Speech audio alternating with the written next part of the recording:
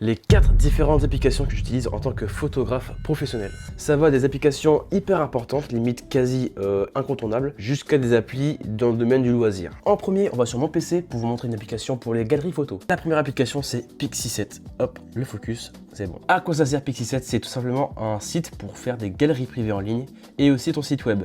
Perso, j'utilise pour faire mon site web et mes galeries. Tu as une version totalement gratuite où tu peux mettre maximum 3 gigas de photos dessus en plusieurs galeries. Tu as un coin où tu peux éditer un site web avec des templates déjà tout préfaits. Tu fais du drag and drop, c'est assez simple. Ça se présente comme ça, donc tu as un coin galerie privée, un coin site web. C'est pour créer des applications, pour mettre des galeries privées en ligne, mais sous forme d'appli pour ton téléphone. J'ai pris une galerie que j'ai réalisée il n'y a pas longtemps et du coup ça se présente comme ça. Donc tu as les photos que tu as retouchées, tu peux créer différents onglets avec des photos brutes, etc.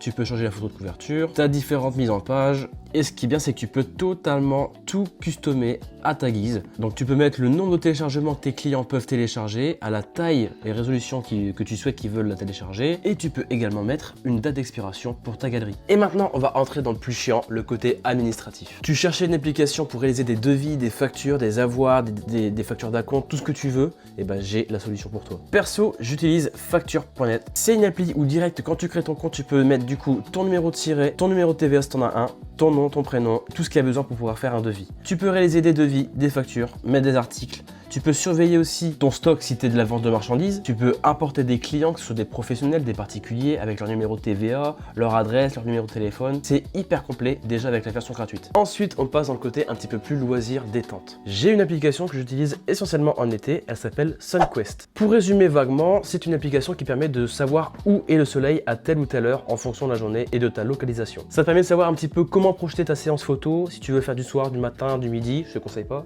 Et pour finir, j'utilise aussi l'application Dazcam. Ça, c'est vraiment pour bien s'amuser. Si tu aimes un petit peu le côté argentique, mais que tu veux pas te ruiner avec des films, le développement, puis la caméra, c'est une application qui te remet plein d'effets, plein de filtres autour de l'argentique avec une qualité franchement incroyable.